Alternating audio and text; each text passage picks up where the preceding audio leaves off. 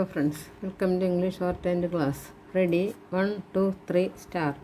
Poker Sahib, a Muslim League member from Kerala in the Constituent Assembly, was prophetic when he outlined his concerns about the possible impact of centralization of powers.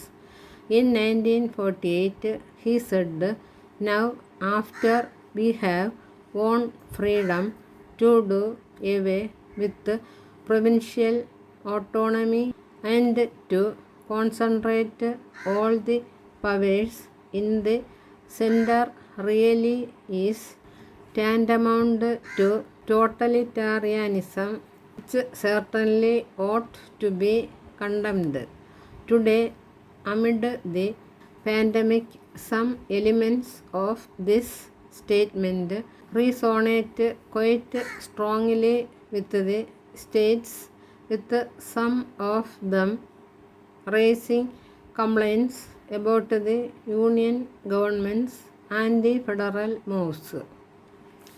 Prior to the pandemic, a series of steps by the union government undermined the principles of federalism, especially fiscal federalism.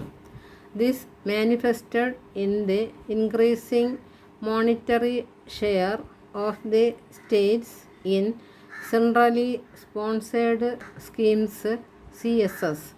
The terms of reference of the 15th Finance Commission imposition of demonetization without adequate consultation with the states, institutionalization of the goods and services tax, outsourcing of the statutory functions under the Smart Cities Mission, a delay in transfer of GST compensation, one nation, one ration, etc. Pandemic and federalism.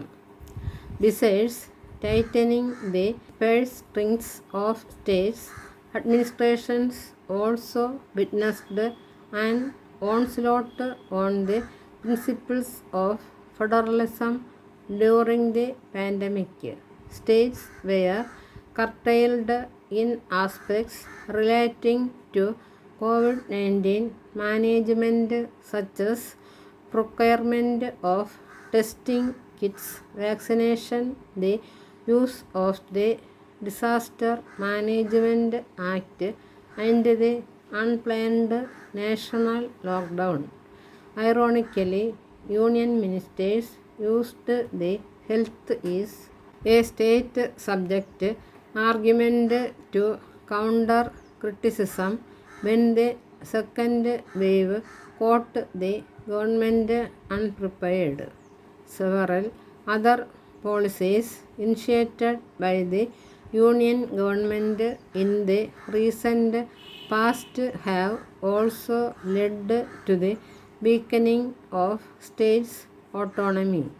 These include the Farm Laws, the Banking Regulation Act of 2020, the Government of National Capital Territory Amendment Act 2021, the Indian Marine Fisheries Bill 2021, the Draft Electricity Bill 2020, the Dam Safety Bill 2019, the National Education Policy of 2020, and the Draft Blue Economy Policy.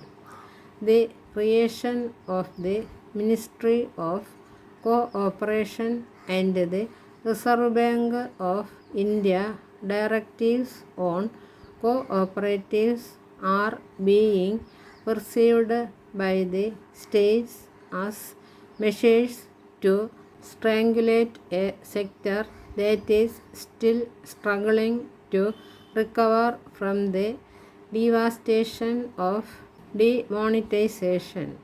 These coercive policies coming on top of the pandemic-induced economic shock, have worsened the fiscal situation of state governments.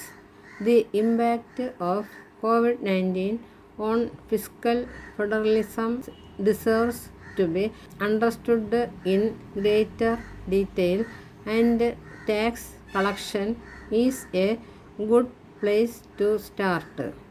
Enlarging the non-divisible pool of taxes in the form of cess in petrol tax and instituting the agriculture infrastructure and development cess have resulted in a situation where the Union continues to exclusively benefit from tax collection.